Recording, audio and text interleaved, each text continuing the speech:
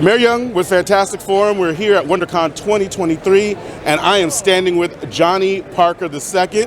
Johnny, thank you for taking the time to talk to us. Thanks for having me on. Appreciate it. Yeah, absolutely, man. So listen, you got a lot of material here at WonderCon 2023. You got books in all different types of genres. I'll tell you about each one. So my first book is Die Cute. It's a rom-com. It tells the story of this kid named Elvis who's a hopeless romantic searching for love, but he doesn't discover what love is until he dies and meets a ghost named Maria. It's a love story that takes place in a graveyard.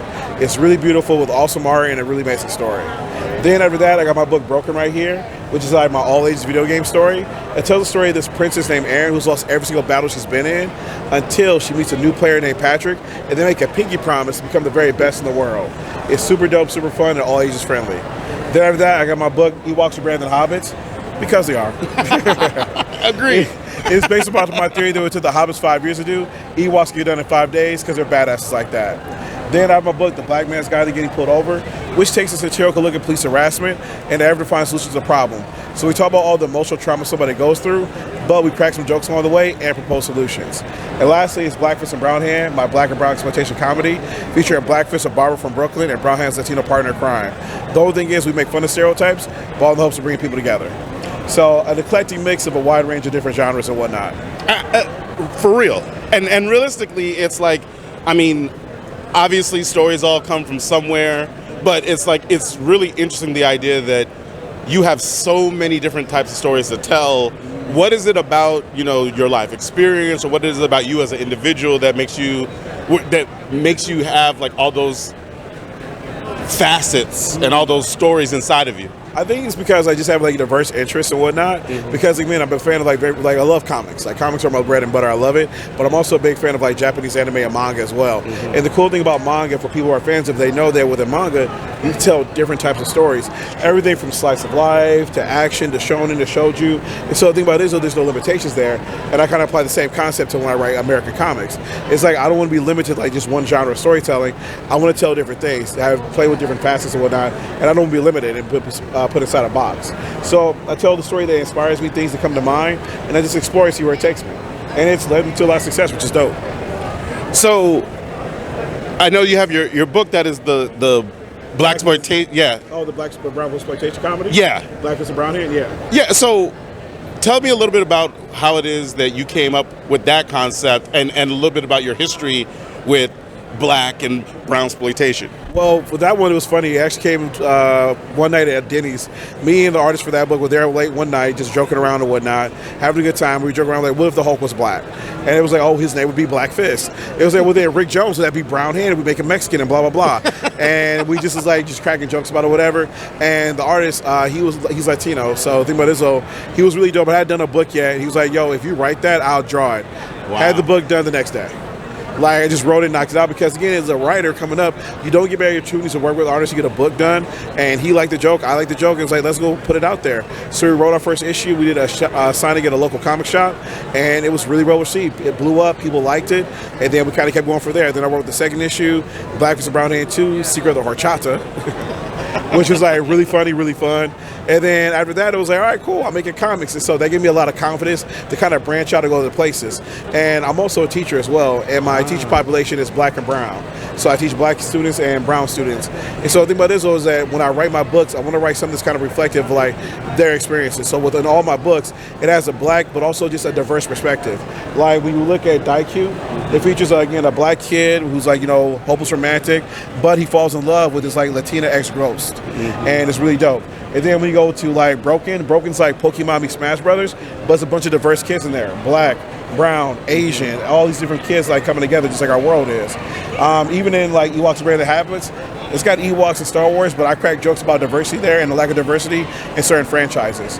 And so just me personally, I see a need for diverse literature and things out there, because we all know that it's like when kids see themselves reflected in things, that's what inspires them to be creative, inspires them to like pursue things. And so I try to put that into all my work. That's amazing, man. What grade level do you teach at? Oh, high school. High school? High school, 9th and 10th graders. They keep me busy. I can only imagine, man. But I'm sure you must be one of their favorite teachers, man. Nah, I grade them harshly. No, I'm joking. No. No. Like, I love them, they love me, and we got a good relationship going, everything like that. And it's dope, and I challenge them because I always say is that my goal for you is to have the opportunities that I didn't have. So I try to push them as much as I can to get them to that next level. And that includes with the comics as well. Like recently this year, I started a comic creator club with some of the kids where they're creating their own comics right now. So they're working on their own anthology, and hopefully, fingers crossed, they're drawing it right now. That should be done hopefully by the end of the school year. I'm telling you, man, like, to hear you say something like that, that is like really an amazing thing, because I can only think about how different my life would have been if I had a teacher like you in it at that time in my life, and to just be like, wow, like, you know, somebody that loves comics in the same way that I do and would be able to be like, hey, let me show you how it is that you might be able to utilize that in a different way, which is something that I feel like when we were coming up, that wasn't really an option. No, not at all, not at all. And the cool thing about this is that like there's more and more young creators coming up and whatnot nowadays. But the problem that is, especially in like, you know, black and brown urban education, there's a movement to lose a lot of our art classes and stuff 100%. Like that. So our music and our drawing classes. Yeah. So those kids don't get as much as creativity as need. So that's part of the reason why like I want to do that, is because like you said, it helps those kids out. Because again, when you have that in your life, when you get older, it's like, oh wait, I got options. I don't have to do just this like one track that's been put in front of me. I can explore other things. That's what I give the kids, is make sure they have options and know that things are available to them if they choose to explore it. So with your project that talks about profiling and whatnot, like what made you decide to make, like, go the satirical route, and you know, to even delve into that kind of social commentary? I got you. So generally what inspired that is police ain't shit. So, joking. But real talk though. So what inspired it was that I bought my first newish car years ago, and I got pulled over 8 times in the first 2 months, and I was just like, damn, like for real though. So I was upset and I was angry. So I had 2 options. I could either stay angry or try to create change, and that's where the guide comes into play at. It's my way of like, you know, educating people, but also like creating change and like fighting back in a way, because we just can't be upset about things like that when they occur to us. We got to organize and go against it, and that's what I was trying to do. And so that's my effort, to like go against and push back against like systemic racism.